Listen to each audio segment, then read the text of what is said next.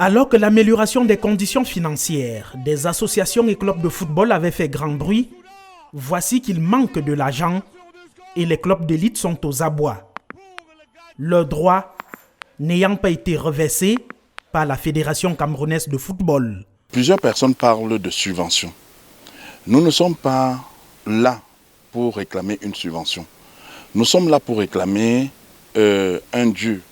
Nous jouons un championnat qui est sponsorisé par MTN, par TIOF et par d'autres entreprises. Il apparaît aujourd'hui qu'un certain nombre de choses a été fait. Nous demandons aujourd'hui que l'argent versé par ces sponsors nous soit reversé. Où passe donc l'argent des sponsors? Depuis le début du championnat, seule la FECAFOOT est habilitée à y répondre.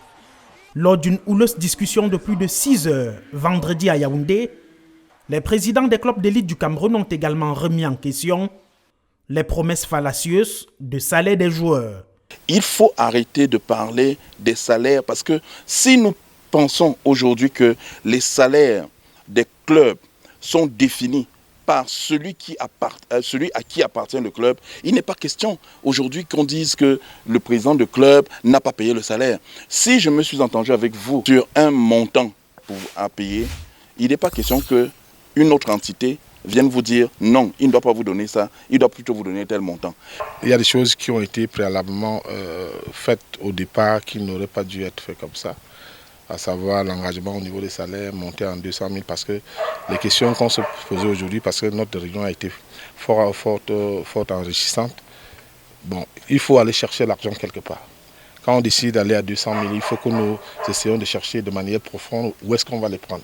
Chercher de l'argent ailleurs, mais percevoir aussi les 48 millions promis par le président de la FECAFOOT à chaque club d'Elite One il y a 7 mois.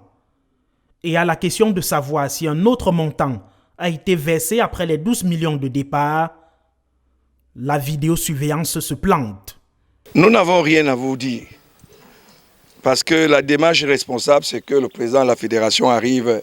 Nous avons ajourné notre rendez-vous afin que nous le voyions. Parce que quel que soit le bout que vous allez prendre, c'est lui qui va nous dire qu'est-ce qu'il en est. Rencontre très attendue donc entre Samuel Eto'o-Fils et les présidents des clubs d'élite qui se battent à faire vivre leur association jusqu'à la fin du championnat en avril 2023. La mise sur pied d'une plateforme de gestion de sport est très sollicitée face aux nombreuses incohérences et manquements en dépit des promesses.